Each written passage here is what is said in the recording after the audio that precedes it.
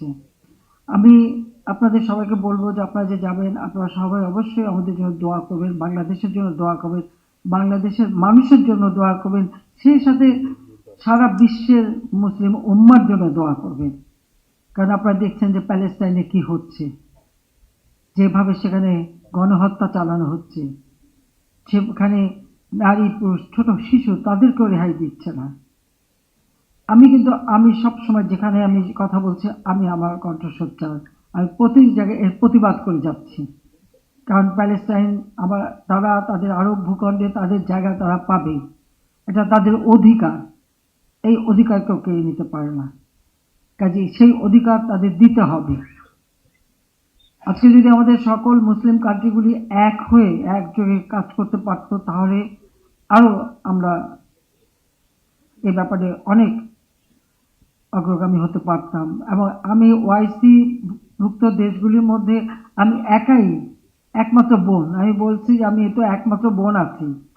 আমার এখানে এটাই কথা যে সকলে এক হন এবং এই ধরনের অন্যায় অবিচার যেন আমাদের উপর না হয় সেদিকে তার জন্য সকলে সোচ্চার থাকবেন। তা আপনারা তাদের জন্য দোয়া করবেন। জাতির পিতা বঙ্গবন্ধু শেখ মুজিব 1974 সালে 23শে ফেব্রুয়ারি লাহোরে যখন ওআইসি সম্মেলন হয় সেখানে তিনি গিয়েছিলেন। কারণ সেখানে যাবার শর্ত ছিল যে পাকিস্তান বাংলাদেশকে যদি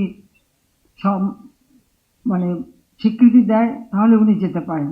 তো পাকিস্তান দিতে বাধ্য হয়েছিল, কারণ অনেক মুসলিম কান্ট্রি তখন তাদের উপর সেই চাপ দিয়েছিল। তখন বঙ্গবন্ধু সেখানে যান। সেখানে যে বক্তৃতা তিনি দিয়েছেন সেখানে তিনি বলেছিলেন, আমি কোট করছি, তিনি বলেছিলেন যে আরব ভাইদের উপর যে নিদারুণ অবিচার হয়েছে অবশ্যই তার অবসান ঘটাতে হবে এবং অন্যায়ভাবে দখলকৃত আরব ভূমি অবশ্যই ছেড়ে দিতে হবে। আমাদের অধিকার পুনঃপ্রতিষ্ঠিত করতে হবে জেরুজালেমের উপর। কাজে এই যে জেরুজালেমে আমাদের মুসলমানদের যে অধিকার এটা প্রতিষ্ঠা করবার কথা, এটাও কিন্তু জাতির পিতা বঙ্গবন্ধু শেখ মুজিব তার বক্তব্যে বলে যান। কাজে আমরা এটুকু বলবো যে আমরা সবসময় আমাদের দেশের সব ধর্মের মানুষ সমানভাবে ধর্ম পালন করবে। প্রত্যেকের জন্য আমরা কল্যাণ ট্রাস্ট করে দিয়েছি। আমি ইমাম মুয়াজ্জিন কল্যাণ ট্রাস্ট করে দিয়েছি, সেই সাথে হিন্দু বৌদ্ধ খ্রিস্টান প্রত্যেকটা ধর্মের জন্য আমি কিন্তু কল্যাণ ট্রাস্ট করে দিয়েছি। তাদের যার যার ধর্ম শেষে পালন করবে। ইসলাম শান্তির ধর্ম, ইসলাম সবসময় সেটাই বিশ্বাস করে। আমাদের নবী করিম সাল্লাল্লাহু আলাইহি ওয়াসাল্লাম আমাদের সেই কথাই বলে গেছেন। কাজে আমরা সেটাই বিশ্বাস করি, কিন্তু সেই সাথে সাথে আমাদের ধর্মীয় অনুভূতিতে আঘাত নাই এ ধরনের কোনো কাজ যাতে কেউ না করে। মদ, জুয়া, দুর্নীতি, সন্ত্রাস, জঙ্গিবাদ করে আমাদের একটা পবিত্র ধর্ম ইসলাম ধর্ম, যে ধর্ম শান্তির ধর্ম, যে ধর্ম সকল শ্রেণীর মানুষকে অধিকার দিয়ে গেছে, সেই ধর্মের নামে একটা সামান্য মুসলিমের কিছু লোক তারা যে এই সন্ত্রাসী কর্মকাণ্ড করে একটা বদনাম দিয়ে যায়, এটাই সব থেকে দুঃখজনক। আমি এটারও প্রতিবাদ করি সবসময়, কারণ আমরা শান্তিতে বিশ্বাস করতে চাই এবং আমরা মানুষের উন্নয়ন করতে চাই। আজকে আমরা হজ ব্যবস্থাপনা করতে পেরেছি, কারণ এই ডিজিটাল বাংলাদেশ আমরা বাস্তবায়ন করেছি। আমাদের আগামী দিনের লক্ষ্য হচ্ছে আমরা স্মার্ট বাংলাদেশ গড়ে তুলব। এরপর আর কারো কষ্ট করতে হবে না, একেবারে ঘরে বসে আপনারা সব ব্যবস্থা পাবেন, সোজা প্লেনে উঠবেন চলে যাবেন, সেই ধরনের ব্যবস্থা আমরা করতে চাই। আজকে আপনাদের মালপত্র নেওয়া বা ওখান থেকে মালপত্র নিয়ে আসা বা ওই যে জমজমের পানি নিয়ে আসা, সব ব্যবস্থা কিন্তু আমরা করে দিচ্ছি। জেদ্দায় সেখানে আলাদাভাবে টার্মিনালে জায়গা ভাড়া নিয়ে আমাদের হাজিরা যাতে সেখানে যে অবস্থান করতে পারি সেই ব্যবস্থাটা করেছে। কারণ আমি আগে দেখেছি যখন আমি গেছি, আমি তো রয়্যাল গেস্ট হিসেবে যেতাম, কিন্তু আমাদের হাজিরা সেখানে এই ফুটপাতে এখানে সেখানে মাটিতে বসে থাকতে হতো। আমি যখন সরকার এসেছি তখন থেকেই জেদ্দা এখানে আমরা টার্মিনালে জায়গা নিয়েছি এবং প্রতি বছর সেই ব্যবস্থাটা আমরা রাখি।